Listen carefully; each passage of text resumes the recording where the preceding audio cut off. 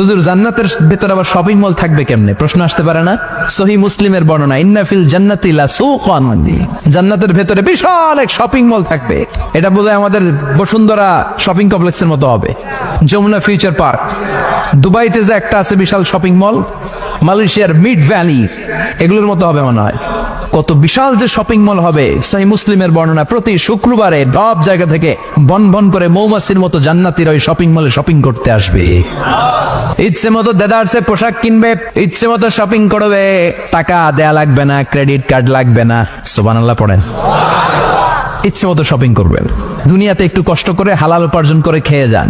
আল কানাআতু মিনাল ইসলাম, অল্পে খেয়ে তুষ্ট থাকা আর আল্লাহ শুকরিয়া করা, এটার নামই ইসলাম। অল্প খাও, অল্প পড়ো, অল্প জমাও, অল্পের ভেতরে বরকত ঢুকাই দিছে কে?